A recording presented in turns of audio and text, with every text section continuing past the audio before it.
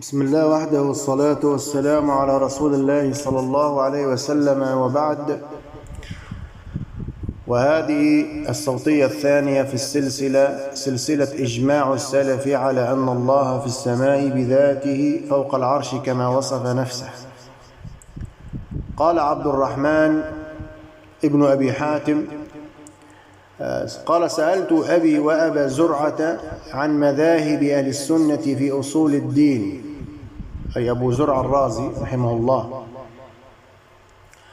في أصول الدين وما أدرك عليه العلماء في جميع الأمصار وما يعتقدان من ذلك، فقال: أدركنا العلماء في جميع الأمصار حجازا وعراقا وشاما ويمنا، فكان من مذهبهم الإيمان قول وعمل، يزيد وينقص، يزيد بالطاعة وينقص بالمعصية، وأن الله عز وجل على عرشه بائن من خلقه كما وصف نفسه في كتابه وعلى لسان رسوله صلى الله عليه وسلم بلا كيف، أحاط بكل شيء علما، ليس كمثله شيء وهو السميع البصير.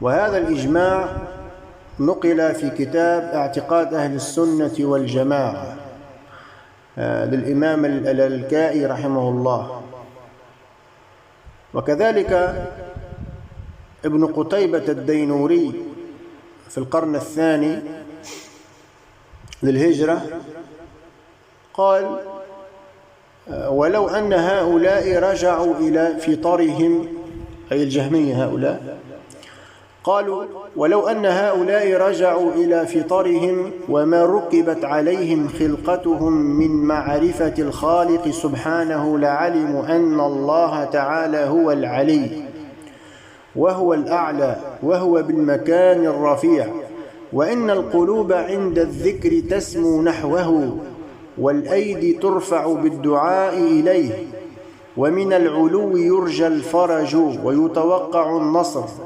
وينزل الرزق،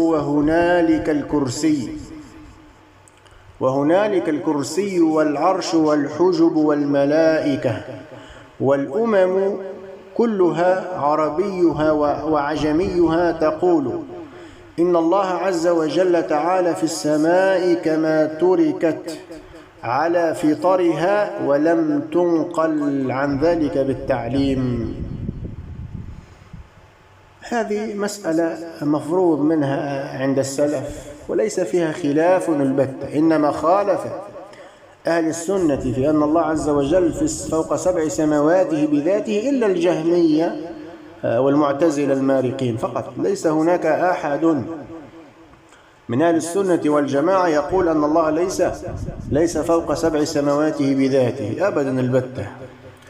ونقل كذلك عثمان بن سعيد الدارمي رحمه الله في القرن الثاني والسبعين للهجرة، ونقل إجماع السلف كذلك، قال: وقد اتفقت الكلمة من المسلمين والكافرين أن الله في السماء، وحده بذلك إلا المريسي الضال وأصحابه. يعني الذي خالف أهل السنة من قال: وقد اتفقت الكلمة بين المسلمين والكافرين، حتى اليهود والنصارى يقولون أن الله في السماء، إلا هؤلاء الجهمية والمعتزلة ونحو ذلك من الكفرة الفجر.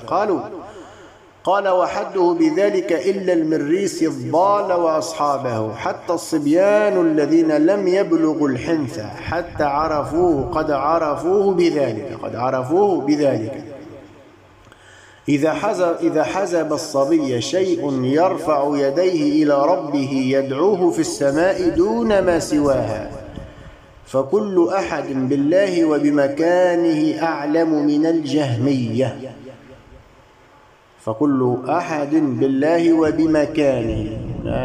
تأمل هذا الكلام، وبمكانه أعلم من الجهمية. يعني السلف يثبتون المكان لله. أين المكان؟ فوق 7 سماواته على عرشه. قال رحمه الله: وقد اتفقت الكلمة من المسلمين أن الله تعالى فوق عرشه فوق سماواته.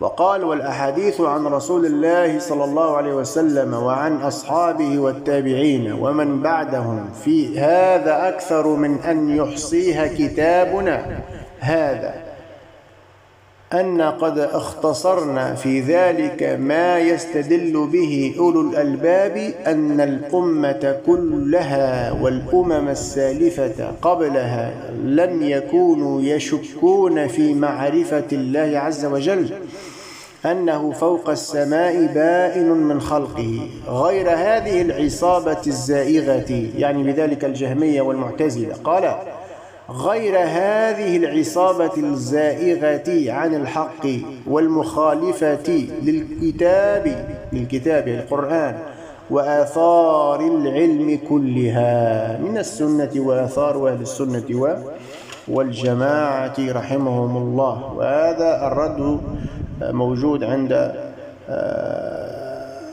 الرد على الجهمية، والكتاب وكتاب نقض الإمام أبي سعيد عثمان بن سعيد على المريسي الجهم العنيد. ستجدون هذه الإجماعات، والحمد لله رب العالمين. وهذه الصوتية الثانية في السلسلة.